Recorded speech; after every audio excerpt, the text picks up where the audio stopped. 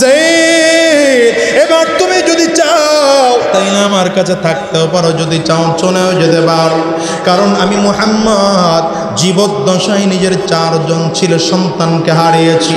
আমি সন্তান হারা একজন পিতা, যদি চাও তাইলে আমার কাছে থাকতেও পারো। যায়েদ ইবনে হারেসা আনন্দে আত্মহারা হয়ে গেল। পয়গম্বর, আপনি যদিও আমাকে আজাদ করে দিয়েছেন, কিন্তু আমার মনে চায় না আপনার সুন্দর একজন এত চমৎকার মানুষের দরবার ছেড়ে আমি চলে যাব।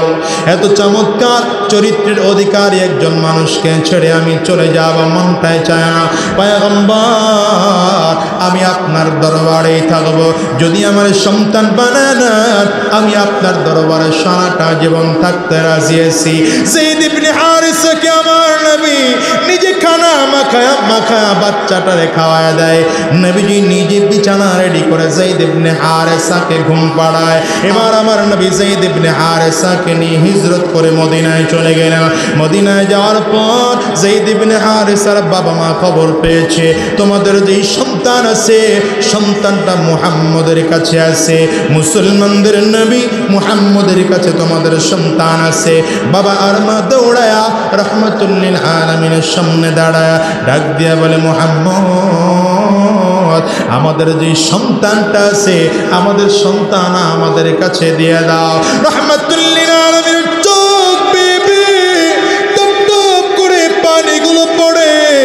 যায়েদ ইবনে হারেসাকে আমার নবী নিজের সন্তানের মতো করে মহব্বত করেন। তবে ডাকতে, যায়েদের বাবা মা, যদি তোমরা যায়েদকে নিতে চাও আমি বাধা দেব না, তবে তাকে জিজ্ঞাসা করো। যায়েদ যদি নিজের ইচ্ছায় যাইতে চায় আমি নিষেধ করব না, আর যদি যাইতে না চায় তবে তারে জোর করো না। বাবা মা দুইজন চলে গেছে। যায়েদ, চল মুহাম্মদের দরবারে থেকে কি পাও তুই, কি পাও বল না। দামি একটা পোশাক তোর পরনে নাই, দামি একটা আরামের বিছানাও তোর ঘরে নেই, নরম বিছানায় ঘুমাইতে পারো না, তোর কোনো টাকা পয়সাও তো দেখা যায় না। আমাদের বাড়িতে চল, বড় বিশাল সম্পদের মালিক বানায় দেব। চমৎকার করে সুন্দর আরামের বিছানার ব্যবস্থা করে দেব। যায়েদ রে, তোর জন্য চমৎকার দামি বাড়ির ব্যবস্থা করে দেব। ঘোড়ার পালের মালিক বানায় দেব, উটের পানির মালিক বানায় দেব। যায়েদ ইবনে হারেসা চোখের পানিগুলো ফেলে ফেলে কান্না করে, আর ডেকে বলে, মা বাবা গো, আমার যেখানে নিয়ে যাইবা দুনিয়ার সব আরামায় সামনে দিতে পারবা, কিন্তু আমাদের বলো না আমারে যেখানে নিয়ে যাইবা সেখানে মুহাম্মদুর রাসূলুল্লাহ চিনি। যদি মুহাম্মদ নবী সেখানে না থাকে, দুনিয়ার সব থাকলেও আমি সেখানে যাব না। আল্লাহু আকবার, চিল্লা বলো। সাহাবায়ে কেরামদের মধ্যে যেমন ছিল ইত্তেবা, তেমন ছিল মুহাব্বত। এই জন্য আমি বলি আমার নবীর জীবনটা 3টা ভাগে বিভক্ত। কয়টা ভাগে জোরে বলেন?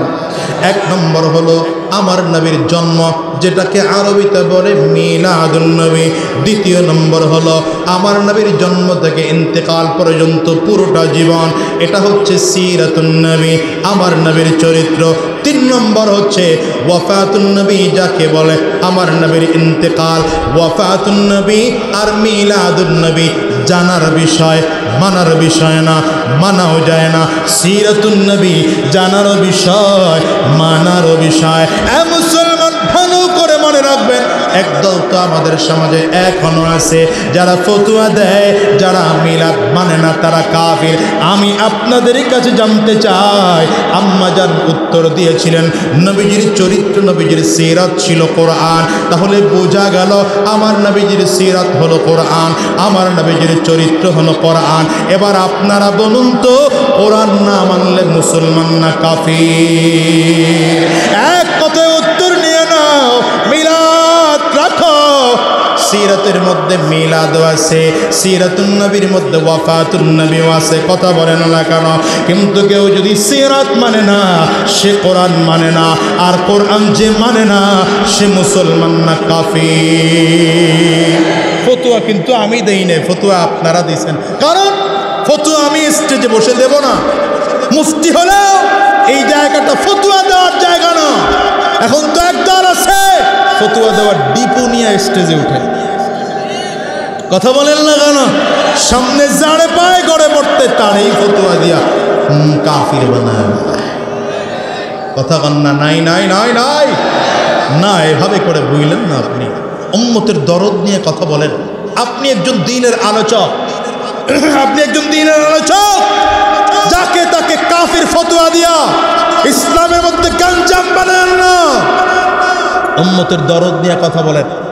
প্রত্যেকটা ব্যক্তির কথা বলার ধরন আলাদা। কি কথা বলেন না কেন? আমি যতটুকু জানি, আমার আগে আলোচনা করেছেন এই যে বাদ আসর আসছিলেন মুফতি সঈদ আহমদ, তার কথা বলার ধরন একরকম। কথা বলেন না, ঠিক কিনা? এরপরে মাগরিবের পরে আলোচনা করেছেন মুফতি রাফি বিন মুনির, তার কথা বলার ধরন আরেক রকম। কথা বলেন না কেন? আবার আমার কথা বলার ধরনের স্টাইল আরেক রকম। আমার পরে আলোচনা করবেন শেখ আহমদুল্লাহ, এদেশের লক্ষ কোটি মানুষের প্রাণ প্রিয় ব্যক্তিত্ব, তার কথা বলার ধরন আলাদা। কথা বলেন না কেন? হতেই পারে আমার কারো আলোচনা পছন্দ হয় না, তাই বলে তাকে কাফির ফতোয়া দিয়ে দেব? হ্যাঁ, কারো আলোচনা আমার মনের মতো হতে নাই পারে। কি কথা বলেন না কেন? আমি এক মেজাজের আলোচনা আরেক মেজাজের চলছে, তাই বলে একজনকে কাফির ফতোয়া দিয়ে দেব? এটা হয় না, এটা হয় না। উম্মতের দরদ নিয়ে কথা বলেন। প্রত্যেকটা ব্যক্তির প্রয়োজন আছে, ঠিক কিনা বলো? এ মাহফিলে লাইটের দরকার, মাইকেরও দরকার, প্যান্ডেলেরও দরকার, শামিয়ানার দরকার, ওই বাঁশেরও দরকার, আবার মাউতেরও দরকার, মাইকেরও দরকার, সবার দরকার আছে। কথা বলেন না, ঠিক কিনা বলো? আমার দেশে সব ধরনের মানুষের দরকার আছে।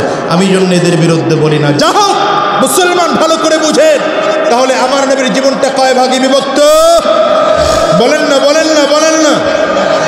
মিলাদুন নবী, সিরাতুন নবী, ওয়াফাতুন নবী।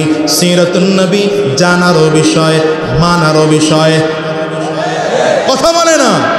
মিলাদুন নবী, ওয়াফাতুন নবী জানার বিষয়, মানার বিষয় না। ঠিক কিনা কও? তবে আমি তোমাদেরকে বলবো, যারা শুধুমাত্র আমার নবীকে মহাব্বত করো, এই কথাটুকু বলেই আলোচনা শেষ করব। মুসলমান, এখন অত্যন্ত মনোযোগ দিয়ে কথাগুলো শুনবা। যারা শুধুমাত্র আমার নবীকে মহাব্বত করো, তাদের জন্য সাহাবায়ে কেরামের উদাহরণটা তোমার সামনে এনে দেব। আমার নবীর চেয়ে কি বেশি মহাব্বত তোমার করে যে আমার নবীর জন্য আছে? সাহাবায়ে কেরাম খবরটা কি জানো?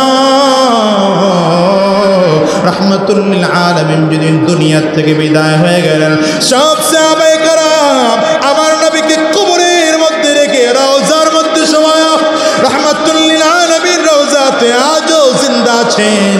এই রওজার মধ্যে শোয়া আবু বকর সিদ্দিক রাদিয়াল্লাহু আনহু আস্তে করে দাঁড়ায় ফজরের নামাজের ইমামতি করছেন। সাহাবায়ে কেরাম তাকায় তাকায় দেখে এই কয়দিন যদিও আবু বকর সিদ্দিক রাদিয়াল্লাহু আনহু ইমামতি করেছেন, কিন্তু মনে মনে চিন্তা ছিল আমার নবী হয়তো আসবে।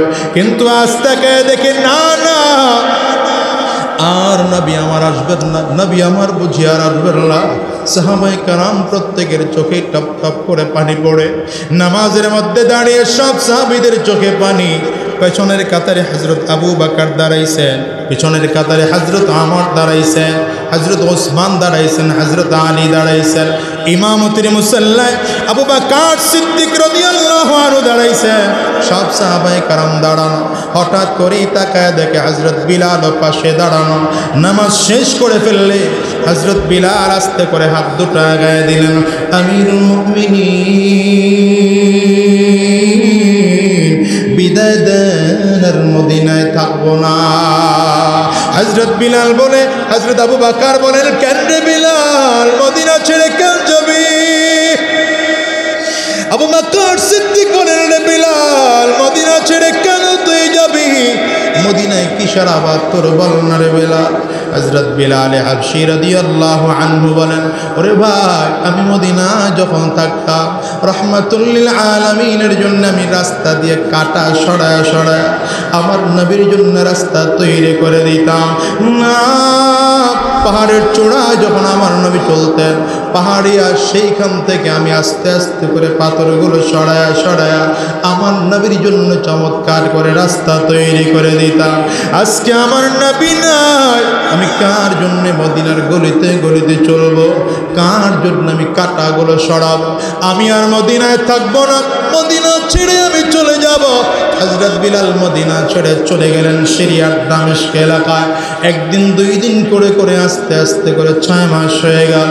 6 মাস পর রহমাতুল লিল আলামিনকে স্বপ্ন দেখেন হযরত বিলাল।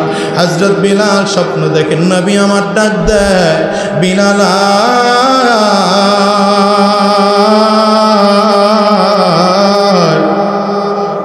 আমার রওজার বসে সবাই দাঁড়ায়, তুই কেন দাঁড়াও না?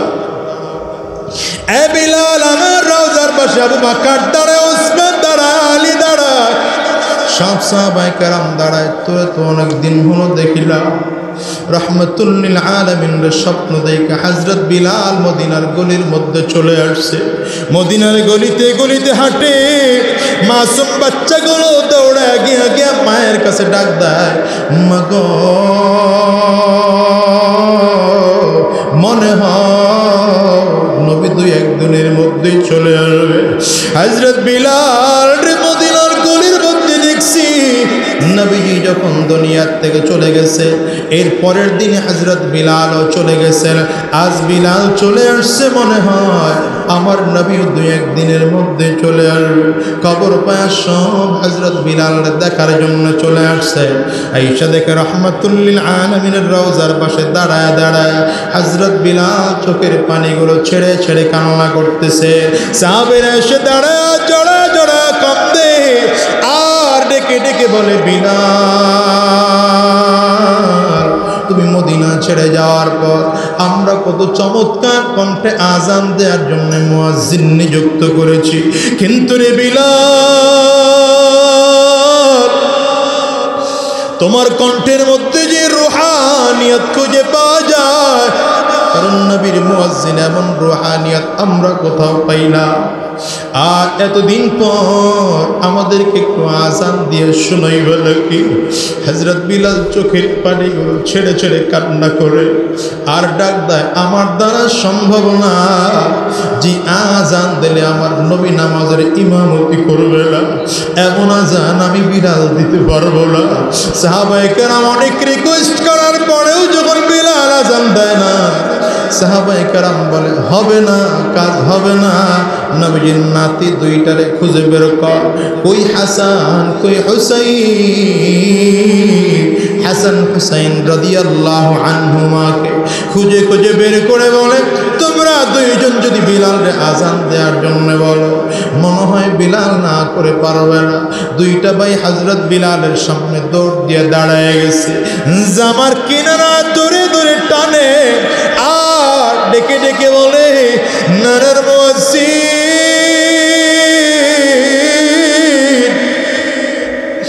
ও নানার মুয়াজ্জিন, কতদিন হয়ে গেল তোমার কণ্ঠে আজান শুনি না, একটু কি আজান আমাদেরকে শুনাইবা? হযরত বিলাল হঠাৎ করে চোখ দিয়ে তাকায় দেখে হযরত হাসান হুসাইন রাদিয়াল্লাহু আনহুমার চেহারার মধ্যে যেন নবীর চেহারার ছাপ খুঁজে পাওয়া যায়। তাকে বললেন, বিলাল, নবীর নাতি, তোমরা 2জন যেহেতু বলেছ, অবশ্যই আমি আজান দেব।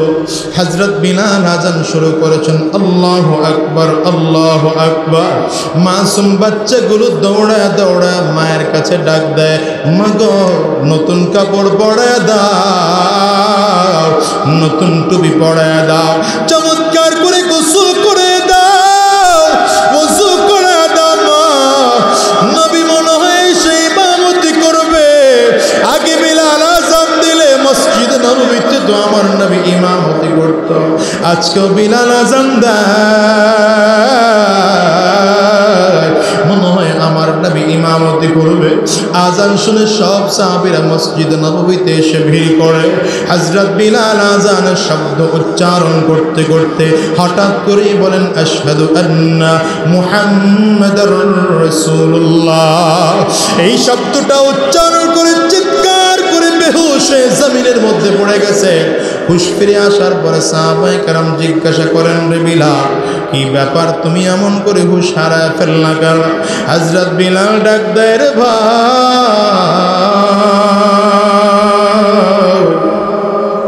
আমি যখন আজানের মধ্যে নবীজির নামটা নিলাম, আমার কাছে মনে হলো আগে তো নাম নিলে আমার নবী পিছনে দাঁড়ায় থাকতে, আজ বুঝি আমার নবী নাই, তাইলে আমি আজানের শব্দ কারে শোনাবো? আগে মনে হতো আজান দিলে আমার নবী ইমামতি করবে, আজ আমার নবী নাই, আমি কার ইমামতি করবে? আমি বিলাল চিন্তা করে করে বেহুশ হয়ে গেলাম। এর দুনিয়ার মুসলমান যারা আজকের এই মাহফিলটার মধ্যে এসেছ, আখিরি মোনাজাত দিয়ে বের হয়ে যাইবারে বন্ধু হিসাব কি মেলায় দেখছো? এই দুনিয়ায় কেউ থাকতে পারে নাই, তুমি আর আমিও থাকতে পারবো না, এই দুনিয়ায় কেউ থাকার জন্য আসে নাই। এর মুসলমান ভালো করে হিসাব মেলাও, এই দুনিয়ায় তোমার আমার বাবা ছিল, আজ বাবা নাই, এই দুনিয়ায় তোমার আমার দাদা ছিল, আজ দাদা নাই, একটা সময় তুমি আর আমিও থাকবো না।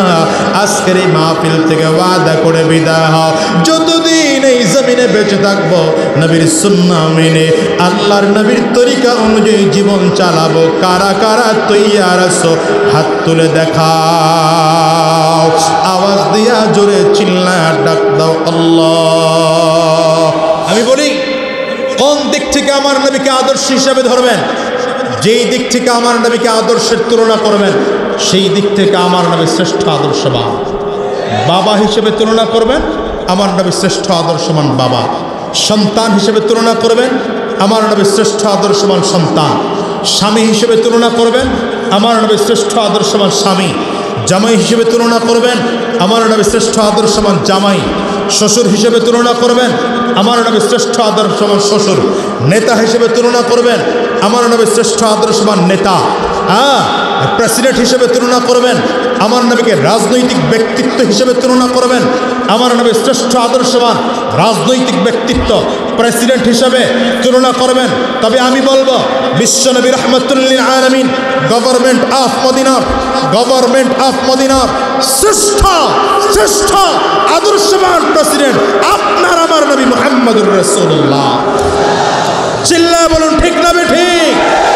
ओ मेरा नबी मेरा नबी है, बोलें बोलें बोलें, वो मेरा नबी मेरा नबी है, वो मेरा नबी है।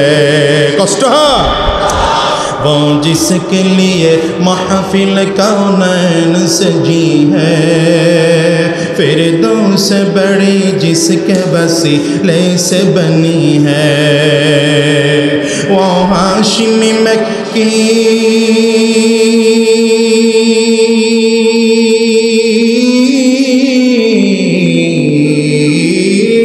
वो हाशिमी मक्की मदनी युल अरबी है, वो मेरा नबी है, वो मेरा नबी है। ठीक ना बोलो? अल्लाह का फरमान अलम नशरह लक सदरक, मंसूब है जी से वरफ़अना लक दिक्रक। जिस देखें ना আমার নবীকে আল্লাহ তাআলা নাম ধরে ডাকেন নাই কোরআনে। যতজন নবীর কথা আল্লাহ কোরআনে বলেছেন, 25 জন নবীর নাম এসেছে কোরআনে, সবাইকে আল্লাহ তাআলা নাম ধরে ডেকেছেন। ইয়া আদম উসকুন আনতা ওয়া যাওজুকাল জান্নাহ। আল্লাহ তাআলা ইব্রাহিম আলাইহিস সালামকে ইয়া ইব্রাহিম বলে ডেকেছেন। আল্লাহ তাআলা নূহ আলাইহিস সালামকে ইয়া নূহ বলে ডেকেছেন। আল্লাহ তাআলা ইসমাঈল আলাইহিস সালামকে ইয়া ইসমাঈল বলে ডেকেছেন। আল্লাহ তাআলা ইসহাক আলাইহিস সালামকে নাম ধরে আল্লাহর কোরআনে ডেকেছেন। আল্লাহ তাআলা সমস্ত নবীকে আল্লাহর কোরআনে নাম ধরে ধরে ধরে ডেকেছেন। আমার নবীর নাম ধরে আল্লাহ ডাকেননি। নবী নবীর কথা এসছে তো আমার আল্লাহ তাআলা বলেন ইয়া আইয়ুহাল মুযাম্মিল ইয়া আইয়ুহাল মুদ্দাসসির ইয়া আইয়ুহাল মুযাম্মিল ইয়া আইয়ুহাল মুদ্দাসসির।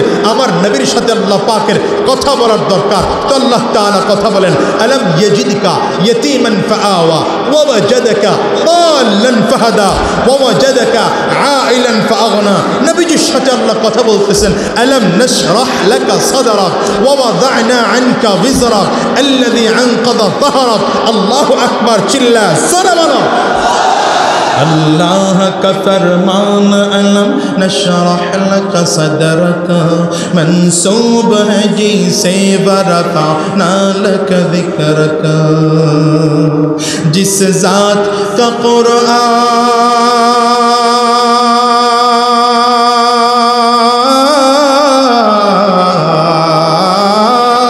जिस ज़ात का कुरान में भी ज़िक्र जली है वो मेरा नबी मेरा नबी मेरा नबी है। वो मेरा नबी मेरा नबी मेरा नबी है।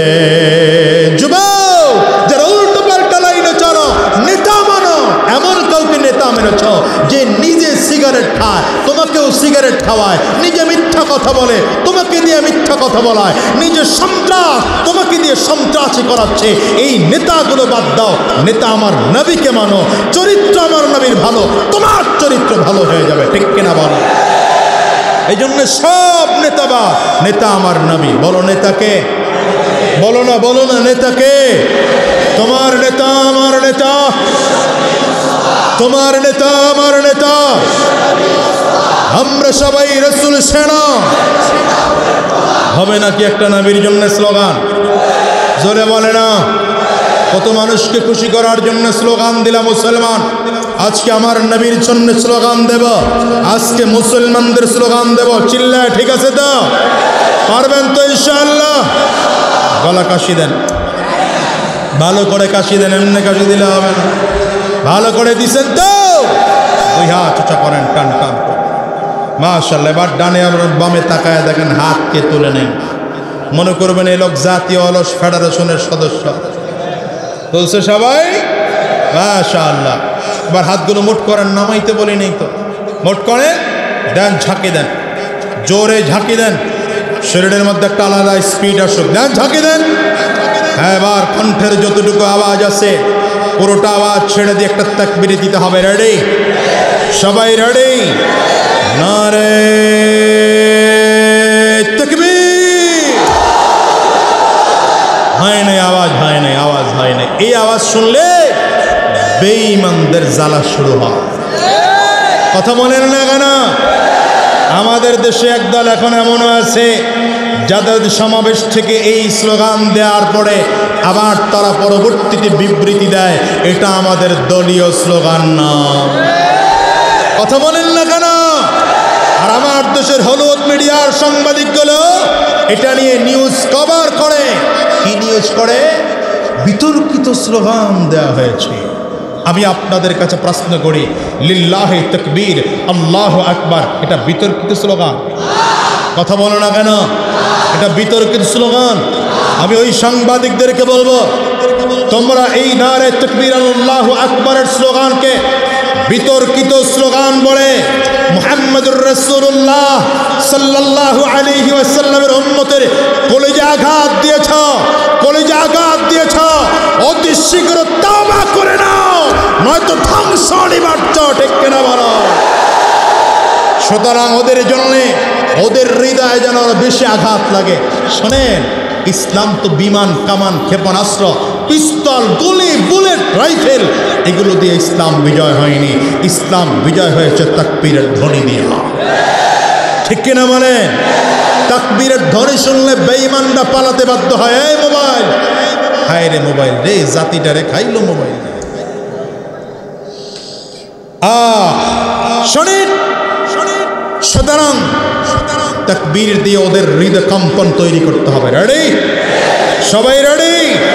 নারে তাকবীর, দুই হাত উঁচু করে, দুই হাত উঁচু করে ভালো করে। নারে তাকবীর, লিল্লাহি তাকবীর, আমরা সবাই রাসূল সেনা, ভয় করি না বুলেট বোমা। আমরা সবাই নবীর সেনা, আমার নেতা তোমার নেতা বিশ্ব নবী মুস্তাফা। নারে তাকবীর।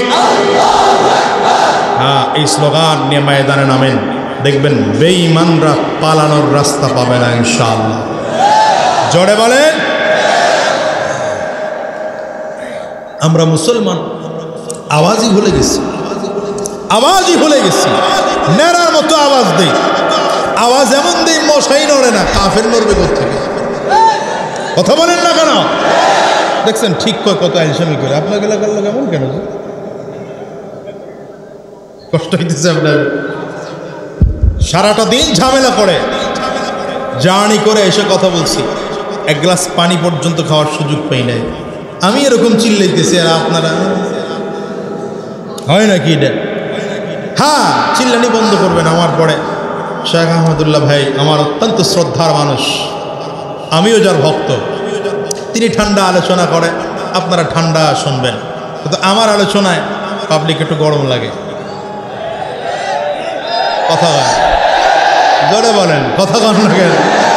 আমি মানুষটা একটু গরম ভাই, তবে সবার জন্য গরম না, ভালোর জন্য ভালো, খারাপের জন্য গরম। কথা বলেন না কেন? আপনি ইসলাম মানবেন, আপনার মাথায় হাত দিয়ে আমি কথা বলবো। আপনি ইসলাম মানবেন, আপনার বুকে হাত দিয়ে কথা বলবো। আপনি কোরআন মানবেন, আপনাকে আমি বন্ধু মনে করব।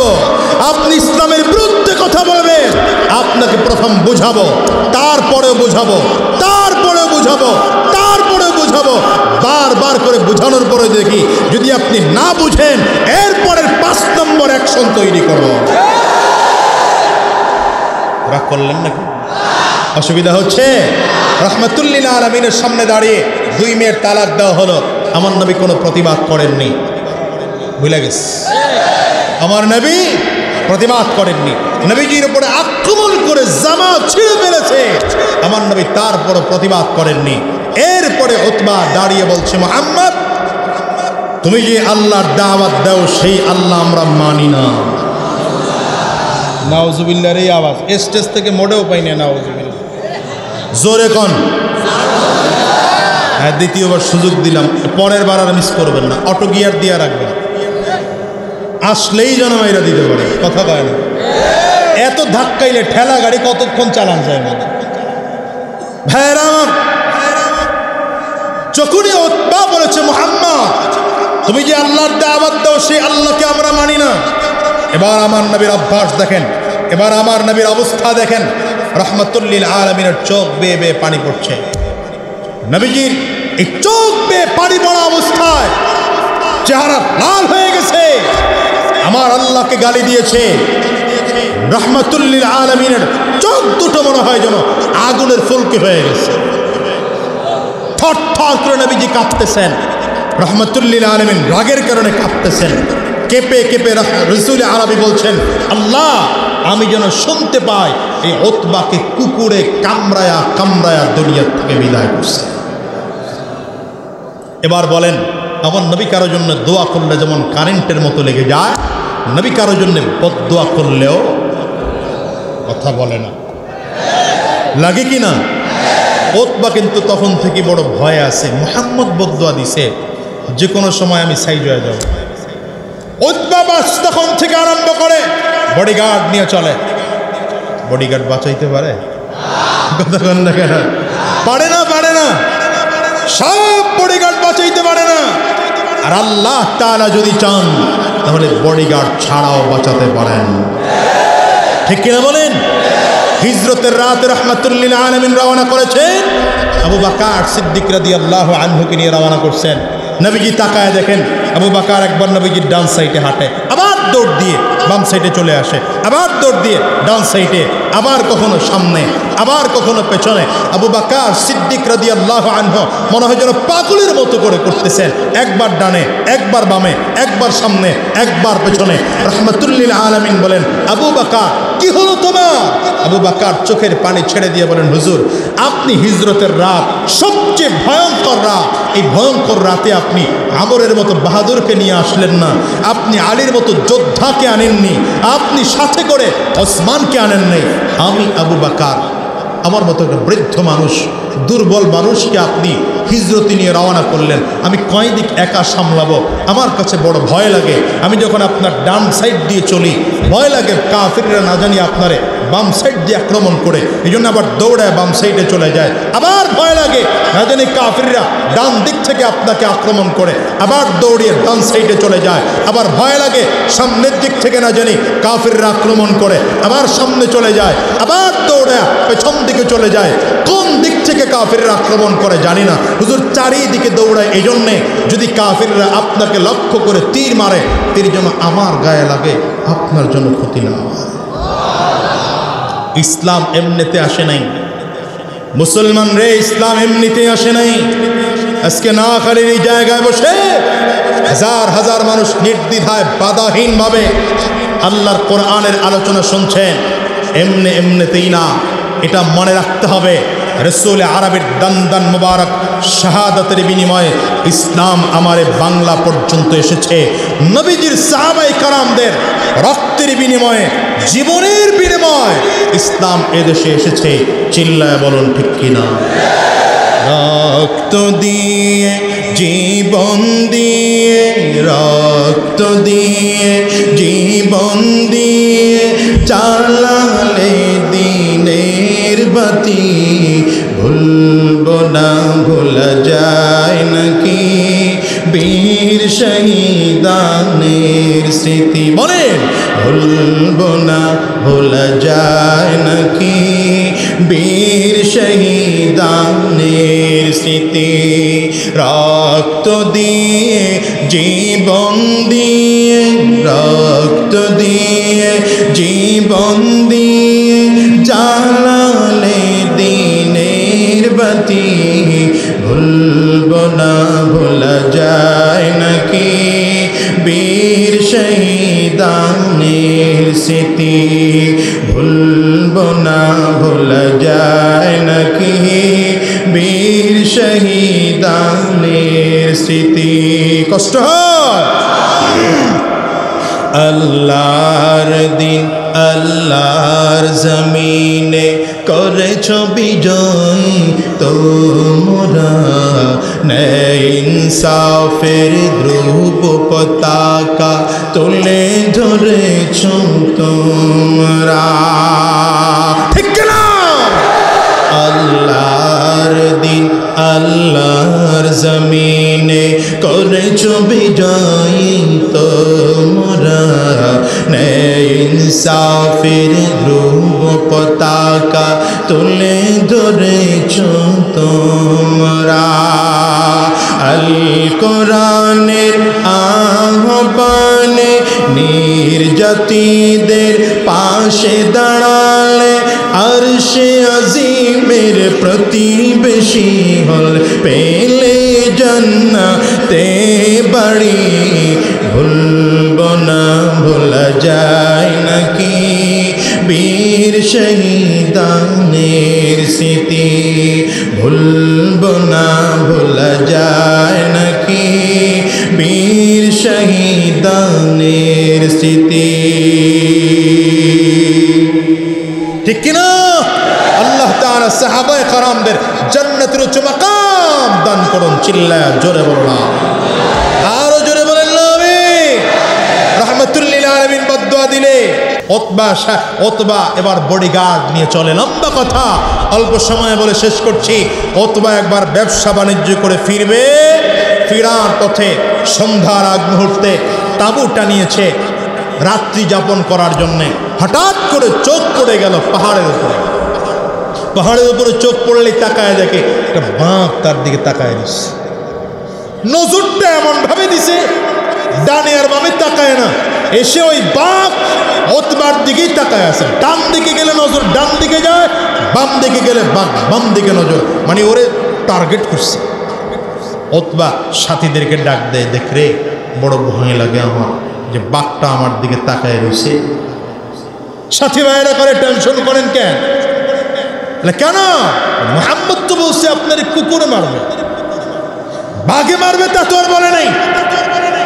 উতবা কয় তোরে জানোস না, মুহাম্মদ আসলে কুকুরের কথা বলে বাঘে বুঝাইছে। হায়াতুল হাইওয়ান নামক কিতাবের মধ্যে রেখে কুকুরের অভ্যাস আর বাঘের অভ্যাস একই অভ্যাস। কুকুরও ছিঁড়া ফাইড়া খায়, বাঘেও ছিঁড়া ফাইড়া খায়। তবে আমার নবী বাঘ না বলে কুকুর কেন বলেছেন? উতবা আল্লাহকে গালি দেওয়ার কারণে আমার নবী এত রাগ করেছেন, ঘৃণা দেখানোর জন্য বলেছেন আল্লাহ ওর জন্য কুত্তা কামড়ায় কামড়ায় মারে, কিন্তু আসলে নবী বাঘের কথাই বুঝাইছে। লম্বা কথা। মুসলমান, আশেপাশের লোকজন বডিগার্ডরা বলে আপনি টেনশন করেন কেন, নেতার ছেলে আপনি, যা লাগবে আপনাকে প্রোটেকশন দেওয়ার জন্য সব করব। সব করেছি কি বলে আপনার জন্যে এই যে কাপড়ের বস্তাগুলো টাল করব, 20টা 30টা কাগজের কাপড়ের বস্তা দিলে টাল হয়ে যায় না, টাল করে আপনাকে উপরে ঘুমাইতে দেব, আমরা নিচে ঘুমাবো। বাঘের অভ্যাস হলো বাঘ আগে যারে খায় তারে খায়, আপনার টেনশন নেই। কথা কন না? তারপরেও যদি ঝামেলা হয় অসুবিধা নাই, ওই যে পাহারাদার রেখে দেবো 4 জন, 2 জন অর্ধেক রাত পাহারা দেবে, 2 জন বাকি অর্ধেক পাহারা দেবে, ব্যাস সবাই ঘুমায় পড়লো। উতবা কই? বুঝে না, কই? পাহারাদার 4 জন, 2 জন পাহারা দিচ্ছে, বাকি 2 জন তো ঘুমাচ্ছে। পাহারাদাররা ঘুমায় বসছে, বাঘ নেমে আসছে পাহাড়ের চূড়া থেকে, এসে আগে পাহারাদার 2 জনের শরীরের সাথে নাক লাগায় টান দিছে, কোড নম্বর মিলে কিনা। নাক টান দিয়া বলে না এটা মিলে না, কোড নম্বর মিলে না, এটা খাওয়া যাবে না।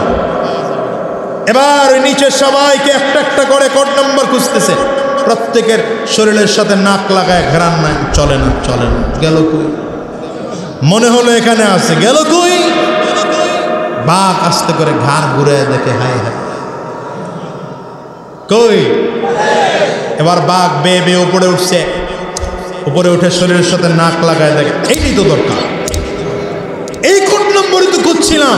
মানে আল্লাহ তাআলা বাঘের নাকের মধ্যে উতবার শরীরের ঘ্রাণ লাগায় দিচ্ছে, এইটা যেখানে পাবি সেখানে শেষ।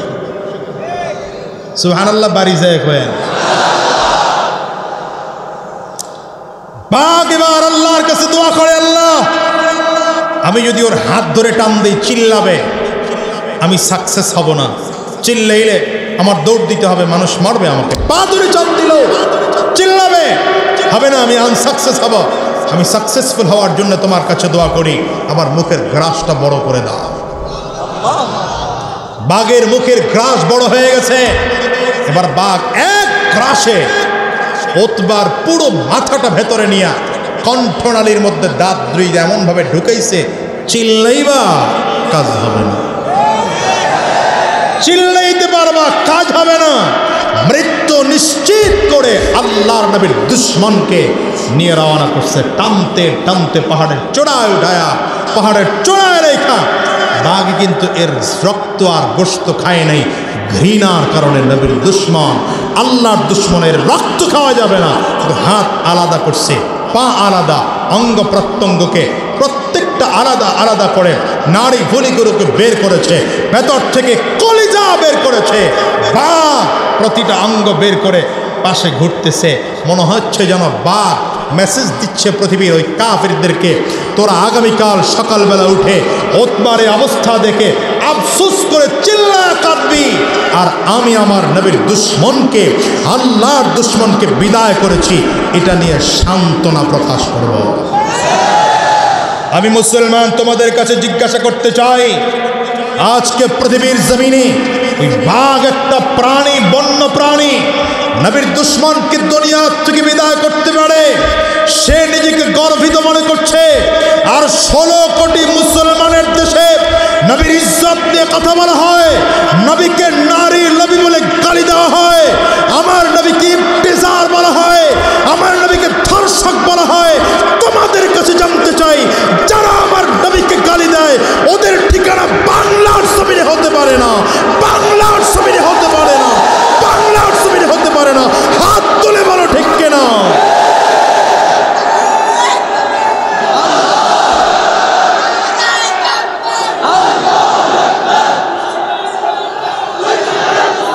মানি না, মানব না, মানতে পারি না, আল্লাহ রাসূলের অবমাননা। মানি না, মানব না, মানতে পারি না, আল্লাহ রাসূলের অবমাননা। অবমাননাকারীরা রক্ষা পাবি না, অবমাননাকারীরা রেহাই পাবি না। মানি না, মানব না, মানতে পারি না, আল্লাহ রাসূলের অবমাননা। চিল্লাকো মুসলমানের জন্য আমার আল্লাহ বলেন, কুল ইন কুনতুম তুহিব্বুনাল্লাহ ফাত্তাবিউনি ইউহিব্বুকুমুল্লাহ ওয়া ইয়াগফির লাকুম যুনুবাকুম ওয়াল্লাহু গফুরুর রহিম।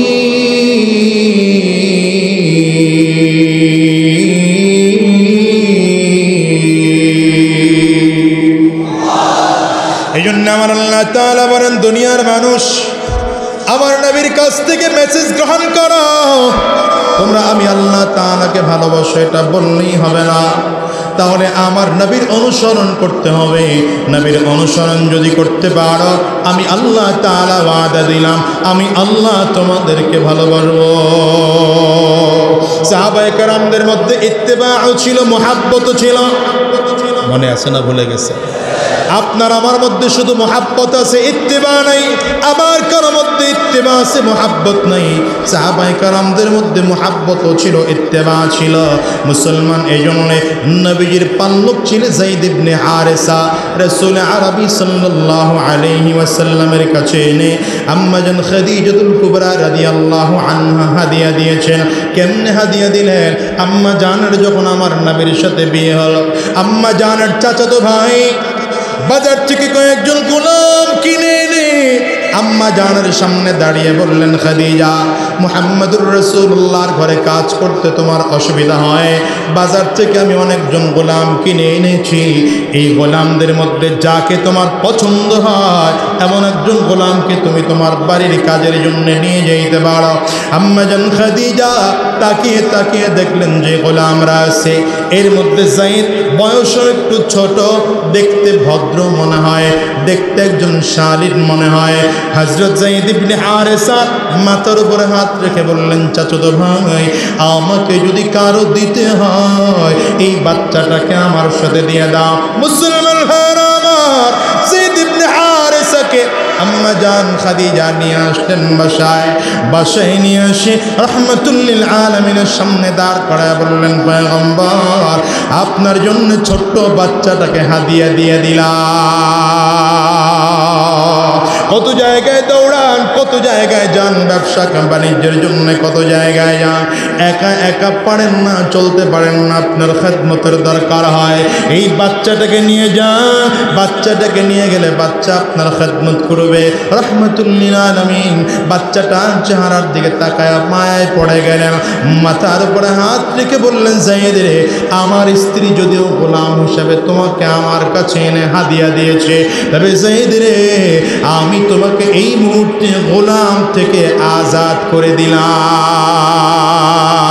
যায়েদ, এবার তুমি যদি চাও তাইলে আমার কাছে থাকতেও পারো, যদি চাও চলেও যেতে পারো, কারণ আমি মুহাম্মদ জীবদ্দশায় নিজের 4 জন ছিল সন্তানকে হারিয়েছি, আমি সন্তান হারা একজন পিতা, যদি চাও তাইলে আমার কাছে থাকতেও পারো। যায়েদ ইবনে হারেসা আনন্দে আত্মহারা হয়ে গেল, পয়গম্বর, আপনি যদিও আমাকে আজাদ করে দিয়েছেন, কিন্তু আমার মনে চায় না আপনার সুন্দর একজন এত চমৎকার মানুষের দরবার ছেড়ে আমি চলে যাব, এত চমৎকার চরিত্রের অধিকারী একজন মানুষকে ছেড়ে আমি চলে যাব, মনটাই চায় না। পয়গম্বর, আমি আপনার দরবারেই থাকবো, যদি আমার সন্তান বানান আমি আপনার দরবারে সারাটা জীবন থাকতে রাজি আছি। যায়েদ ইবনে হারেসাকে আমার নবী নিজে খানা মাখায়া বাচ্চাটার খাবারে খাওয়ায় দেয়। নবীজি নিজে বিছানা রেডি করে যায়েদ ইবনে হারেসাকে ঘুম পাড়ায়। এবার আমার নবী যায়েদ ইবনে হারেসাকে নিয়ে হিজরত করে মদিনায় চলে গেলেন। মদিনায় যাওয়ার পর যায়েদ ইবনে হারেসার বাবা মা খবর পেয়েছে তোমাদের যেই সন্তান আছে সন্তানটা মুহাম্মদের কাছে আছে, মুসলমানদের নবী মুহাম্মদের কাছে তোমাদের সন্তান আছে। বাবা আর মা দৌড়ায়া রাহমাতুল লিল আলামিনের সামনে দাঁড়ায়া ডাক দিয়া বলে মুহাম্মদ আমাদের যে সন্তানটা আছে আমাদের সন্তান আমাদের কাছে দিয়ে দাও। রাহমাতুল লিল আলামিনের চোখ বেয়ে টপ টপ করে পানিগুলো পড়ে। যায়েদ ইবনে হারেসাকে আমার নবী নিজের সন্তানের মতো করে মহব্বত করেন। তবে ডাকতে যায়েদের বাবা মা যদি তোমরা যায়েদকে নিতে চাও আমি বাধা দেব না, তবে তাকে জিজ্ঞাসা করো যায়েদ যদি নিজের ইচ্ছায় যাইতে চায় আমি নিষেধ করব না, আর যদি যাইতে না চায় তবে তারে জোর করো না। বাবা মা দুইজন চলে গেছে। যায়েদ চল মুহাম্মদের দরবারে থেকে কি পাও তুই কি পাও বল না। দামি একটা পোশাক তোর পরনে নাই, দামি একটা আরামের বিছানাও তোর ঘরে নাই, নরম বিছানায় ঘুমাইতে পারো না, তোর কোনো টাকা পয়সাও তো দেখা যায় না। আমাদের বাড়িতে চল বড় বিশাল সম্পদের মালিক বানায় দেব। চমৎকার করে সুন্দর আরামের বিছানার ব্যবস্থা করে দেব। যায়েদ রে তোর জন্য চমৎকার দামি বাড়ির ব্যবস্থা করে দেব। ঘোড়ার পালের মালিক বানায় দেব, উটের পানির মালিক বানায় দেব। যায়েদ ইবনে হারেসা চোখের পানিগুলো ফেলে ফেলে কান্না করে আর ডেকে বলে মা বাবা গো আমার যেখানে নিয়ে যাইবা দুনিয়ার সব আরামায় সামনে দিতে পারবা, কিন্তু আমাদের বলো না আমারে যেখানে নিয়ে যাইবা সেখানে মুহাম্মদুর রাসূলুল্লাহ চিনি। যদি মুহাম্মদ নবী সেখানে না থাকে দুনিয়ার সব থাকলেও আমি সেখানে যাব না। আল্লাহু আকবার চিল্লা বলো। সাহাবায়ে কেরামদের মধ্যে যেমন ছিল ইত্তেবা তেমন ছিল মুহাব্বত। এই জন্য আমি বলি আমার নবীর জীবনটা তিনটা ভাগে বিভক্ত। কয়টা ভাগে জোরে বলেন? এক নম্বর হলো আমার নবীর জন্ম, যেটাকে আরবিতে বলে মিলাদুন নবী। দ্বিতীয় নম্বর হলো আমার নবীর জন্ম থেকে ইন্তেকাল পর্যন্ত পুরোটা জীবন, এটা হচ্ছে সিরাতুন নবী, আমার নবীর চরিত্র। তিন নম্বর হচ্ছে ওয়াফাতুন নবী, যাকে বলে আমার নবীর ইন্তেকাল। ওয়াফাতুন নবী আর মিলাদুন নবী জানার বিষয়, মানার বিষয় না, মানাও যায় না। সিরাতুন নবী জানারও বিষয়, মানারও বিষয়। মুসলমান ভালো করে মনে রাখবেন, একদল তো আমাদের সমাজে এখনো আছে যারা ফতুয়া দেয়, যারা মিলাদ মানে না, তারা কাফির। আমি আপনাদের কাছে জানতে চাই, আম্মা জান উত্তর দিয়েছিলেন নবীজির চরিত্র, নবীজির সিরাত ছিল কোরআন। তাহলে বোঝা গেল আমার নবীজির সিরাত হলো কোরআন, আমার নবীজির চরিত্র হলো কোরআন। এবার আপনারা বলুন তো কোরআন না মানলে মুসলমান না কাফির? এক কথায় উত্তর নিয়ে নাও, মিলাদ রাখো। সিরাতের মধ্যে মিলাদও আছে, সিরাতুন নবীর মধ্যে ওয়াফাতুন নবীও আছে। কথা বলেন না কেন? কিন্তু কেউ যদি সিরাত মানে না সে কোরআন মানে না, আর কোরআন যে মানে না সে মুসলমান না কাফির। ফতুয়া কিন্তু আমি দেই নাই, ফতুয়া আপনারা দিয়েছেন। কারণ ফতুয়া আমি স্টেজে বসে দেব না, মুফতি হলেও এই জায়গাটা ফতুয়া দেওয়ার জায়গা না। এখন তো একদল আছে ফতুয়া দেওয়ার ডিপো নিয়ে স্টেজে উঠে। কথা বলেন না কেন? সামনে জাড়ে পায় গড়ে পড়তে তারই ফতুয়া দিয়া কাফির বানায়। কথা কন্যা নাই নাই নাই নাই না, এভাবে করে বুঝলেন না। আপনি উম্মতের দরদ নিয়ে কথা বলেন, আপনি একজন দ্বীনের আলোচক, আপনি একজন দ্বীনের আলোচক, যাকে তাকে কাফির ফতোয়া দিয়া ইসলামের মধ্যে গাঞ্জাম বানান না। উম্মতের দরদ নিয়ে কথা বলেন। প্রত্যেকটা ব্যক্তির কথা বলার ধরন আলাদা। কি কথা বলেন না কেন? আমি যতটুকু জানি, আমার আগে আলোচনা করেছেন এই যে বাদ আসর আসছিলেন মুফতি সঈদ আহমদ, তার কথা বলার ধরন একরকম। কথা বলেন না, ঠিক কিনা? এরপরে মাগরিবের পরে আলোচনা করেছেন মুফতি রাফি বিন মুনির, তার কথা বলার ধরন আরেক রকম। কথা বলেন না কেন? আবার আমার কথা বলার ধরনের স্টাইল আরেক রকম। আমার পরে আলোচনা করবেন শেখ আহমদুল্লাহ, এদেশের লক্ষ কোটি মানুষের প্রাণ প্রিয় ব্যক্তিত্ব, তার কথা বলার ধরন আলাদা। কথা বলেন না কেন? হতেই পারে আমার কারো আলোচনা পছন্দ হয় না, তাই বলে তাকে কাফির ফতোয়া দিয়ে দেব? হ্যাঁ, কারো আলোচনা আমার মনের মতো হতে নাই পারে, কি কথা বলেন না কেন? আমি এক মেজাজের আলোচনা আরেক মেজাজের চলছে, তাই বলে একজনকে কাফির ফতোয়া দিয়ে দেব? এটা হয় না, এটা হয় না। উম্মতের দরদ নিয়ে কথা বলেন, প্রত্যেকটা ব্যক্তির প্রয়োজন আছে, ঠিক কিনা বলো? এ মাহফিলে লাইটের দরকার, মাইকেরও দরকার, প্যান্ডেলেরও দরকার, শামিয়ানার দরকার, ওই বাঁশেরও দরকার, আবার মাউতেরও দরকার, মাইকেরও দরকার, সবার দরকার আছে। কথা বলেন না, ঠিক কিনা বলো? আমার দেশে সব ধরনের মানুষের দরকার আছে, আমি জন্য এদের বিরুদ্ধে বলি না। যা হোক, মুসলমান ভালো করে বুঝেন, তাহলে আমার নবীর জীবনটা কয় ভাগে বিভক্ত? বলেন না, বলেন না, বলেন না। মিলাদুন নবী, সিরাতুন নবী, ওয়াফাতুন নবী। সিরাতুন নবী জানারও বিষয়, মানারও বিষয়। কথা বলে না? মিলাদুন নবী, ওয়াফাতুন নবী জানার বিষয়, মানার বিষয় না, ঠিক কিনা কও? তবে আমি তোমাদেরকে বলবো, যারা শুধুমাত্র আমার নবীকে মহাব্বত করো, এই কথাটুকু বলেই আলোচনা শেষ করব। মুসলমান, এখন অত্যন্ত মনোযোগ দিয়ে কথাগুলো শুনবা। যারা শুধুমাত্র আমার নবীকে মহাব্বত করো, তাদের জন্য সাহাবায়ে কেরামের উদাহরণটা তোমার সামনে এনে দেব। আমার নবীর চেয়ে কি বেশি মহাব্বত তোমার করে যে আমার নবীর জন্য আছে? সাহাবায়ে কেরাম খবরটা কি জানো? রাহমাতুল লিল আলামিন যেদিন দুনিয়া থেকে বিদায় হয়ে গেলেন, সব সাহাবায়ে কেরাম আমার নবীকে কবরের মধ্যে রেখে রওজার মধ্যে শোয়া। রাহমাতুল লিল আলামিন রওজাতে আজও জিন্দা আছেন। এই রওজার মধ্যে শোয়া আবু বকর সিদ্দিক রাদিয়াল্লাহু আনহু আস্তে করে দাঁড়ায় ফজরের নামাজের ইমামতি করছেন। সাহাবায়ে কেরাম তাকায় তাকায় দেখে, এই কয়দিন যদিও আবু বকর সিদ্দিক রাদিয়াল্লাহু আনহু ইমামতি করেছেন, কিন্তু মনে মনে চিন্তা ছিল আমার নবী হয়তো আসবে। কিন্তু আজ তাকায় দেখে, না না, আর নবী আমার আসবেন না, নবী আমার বুঝি আর আসবেন না। সাহাবায়ে কেরাম প্রত্যেকের চোখে টপ টপ করে পানি পড়ে। নামাজের মধ্যে দাঁড়িয়ে সব সাহাবীদের চোখে পানি। পেছনের কাতারে হযরত আবু বকর দাঁড়াইছেন, পিছনের কাতারে হযরত ওমর দাঁড়াইছেন, হযরত ওসমান দাঁড়াইছেন, হযরত আলী দাঁড়াইছেন। ইমামতির মুসাল্লায় আবু বকর সিদ্দিক রাদিয়াল্লাহু আনহু দাঁড়াইছেন, সব সাহাবায়ে কেরাম দাঁড়ানো। হঠাৎ করেই তাকায় দেখে হযরত বিলাল পাশে দাঁড়ানো। নামাজ শেষ করে ফেললে হযরত বিলাল আস্তে করে হাত দুটো গায়ে দিলেন, আমিরুল মুমিনিন বিদায় দেন, আর মদিনায় থাকবো না। হযরত বিলাল বলে, হযরত আবু বকর বলেন, কেন রে বিলাল, মদিনা ছেড়ে কেন যাবি? আবু বকর সিদ্দিক বলেন, রে বিলাল, মদিনা ছেড়ে কেন তুই যাবি? মদিনায় কিসের আবাদ তোর, বল না রে বিলাল।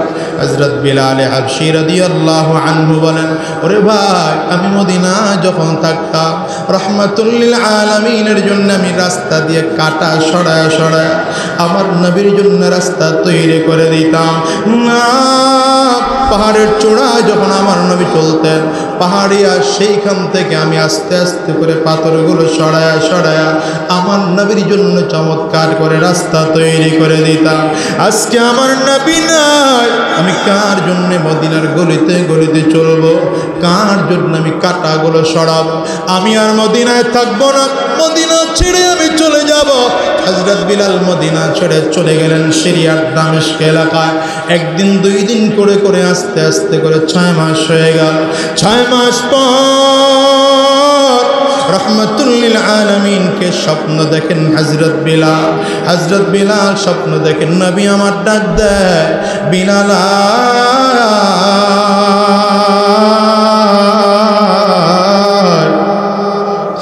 আমার রওজার বসে সবাই দাঁড়ায়, তুই কেন দাঁড়াও না?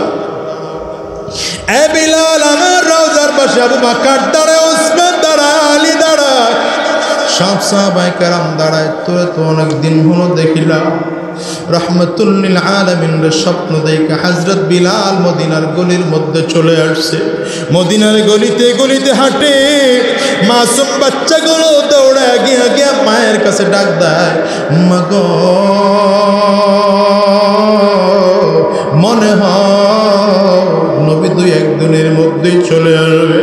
হযরত বিলাল মদিনার গলির মধ্যে দেখছি নবীজি যখন দুনিয়া থেকে চলে গেছে, এর পরের দিনে হযরত বিলালও চলে গেছেন। আজ বিলাল চলে আসছে, মনে হয় আমার নবী দুই একদিনের মধ্যে চলে আসবে। খবর পায় সব হযরত বিলাল দেখার জন্য চলে আসছে। আয়েশা দেখে রহমাতুল লিল আলামিনের রওজার পাশে দাঁড়ায় দাঁড়ায় হযরত বিলাল চোখের পানিগুলো ছেড়ে ছেড়ে কান্না করতেছে। সাহাবীরা এসে দাঁড়ায় জড়া জড়া কাঁদে আর ডেকে ডেকে বলে, বিলাল তুমি মদিনা ছেড়ে যাওয়ার পর আমরা কত চমৎকার কণ্ঠে আজান দেওয়ার জন্য মুয়াজ্জিন নিযুক্ত করেছি, কিন্তু রে বিলাল তোমার কণ্ঠের মধ্যে যে রুহানিয়ত খুঁজে পাওয়া যায়, কারণ নবীর মুয়াজ্জিন এমন রুহানিয়ত আমরা কোথাও পাই না। আর এতদিন পর আমাদেরকে একটু আজান দিয়ে শোনাইবে নাকি? হযরত বিলাল চোখের পানিগুলো ছেড়ে ছেড়ে কান্না করে আর ডাক দেয়, আমার দ্বারা সম্ভব না, যে আজান দিলে আমার নবী নামাজের ইমামতি করবে না, এমন আজান আমি বিলাল দিতে পারবো না। সাহাবায়ে কেরাম অনেক রিকোয়েস্ট করার পরেও যখন বিলাল আজান দেয় না, সাহাবায়ে কেরাম বলে হবে না, কাজ হবে না, নবীজির নাতি দুইটারে খুঁজে বের কর, কই হাসান কই হুসাইন। হাসান হুসাইন রাদিয়াল্লাহু আনহুমাকে খুঁজে খুঁজে বের করে বলে, তোমরা দুইজন যদি বিলালরে আজান দেওয়ার জন্য বলো, মনে হয় বিলাল না করে পারবে না। দুইটা ভাই হযরত বিলালের সামনে দৌড় দিয়ে দাঁড়ায় গেছে, জামার কিনারা ধরে ধরে টানে আর ডেকে ডেকে বলে, নারার মুয়াজ্জিন,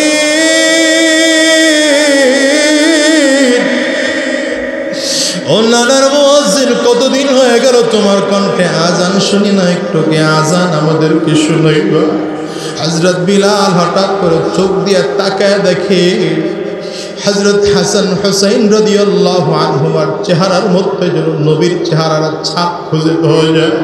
তাকে বললেন, বিলাল নবীর নাতি, তোমরা দুইজন যেহেতু বলেছ অবশ্যই আমি আজান দেব।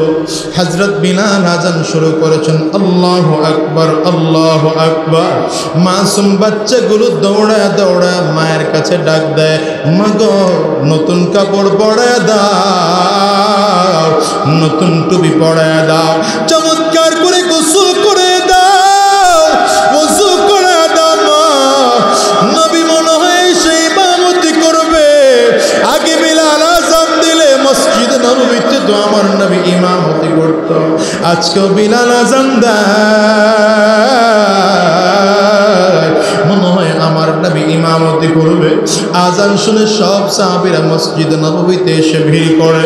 হযরত বিলাল আযানের শব্দ উচ্চারণ করতে করতে হঠাৎ করেই বলেন, আশহাদু আন্না মুহাম্মাদুর রাসূলুল্লাহ। এই শব্দটা উচ্চারণ করে চিৎকার করে বেহুশ হয়ে জমিনের মধ্যে পড়ে গেছে। হুশ ফিরে আসার পরে সাহাবায়ে কেরাম জিজ্ঞাসা করেন, রে বিলাল কি ব্যাপার, তুমি এমন করে হুশ হারায় ফেললা কেন?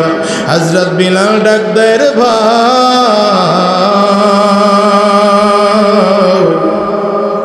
আমি যখন আজানের মধ্যে নবীজির নামটা নিলাম, আমার কাছে মনে হলো আগে তো নাম নিলে আমার নবী পিছনে দাঁড়ায় থাকতে, আজ বুঝি আমার নবী নাই, তাইলে আমি আজানের শব্দ কারে শোনাবো? আগে মনে হতো আজান দিলে আমার নবী ইমামতি করবে, আজ আমার নবী নাই, আমি কার ইমামতি করবে? আমি বিলাল চিন্তা করে করে বেহুশ হয়ে গেলাম। এর দুনিয়ার মুসলমান যারা আজকের এই মাহফিলটার মধ্যে এসেছ, আখিরি মোনাজাত দিয়ে বের হয়ে যাইবার বন্ধু, হিসাব কি মিলা দেখছো এই দুনিয়ায় কেউ থাকতে পারে নাই, তুমি আর আমিও থাকতে পারবো না, এই দুনিয়ায় কেউ থাকার জন্য আসে নাই। এর মুসলমান ভালো করে হিসাব মেলাও, এই দুনিয়ায় তোমার আমার বাবা ছিল, আজ বাবা নাই। এই দুনিয়ায় তোমার আমার দাদা ছিল, আজ দাদা নাই। একটা সময় তুমি আর আমিও থাকবো না। আজকের এই মাহফিল থেকে ওয়াদা করে বিদায় হও, যতদিন এই জমিনে বেঁচে থাকবো নবীর সুন্নাহ মেনে আল্লাহর নবীর তরিকা অনুযায়ী জীবন চালাবো। কারা কারা তৈয়ার আছো হাত তুলে দেখাও, আওয়াজ দিয়া জোরে চিল্লায়া ডাক দাও আল্লাহ, জোরে আওয়াজ দিয়া ডাক দাও আল্লাহ, জবান করে আরো জোরে ডাক দাও আল্লাহ।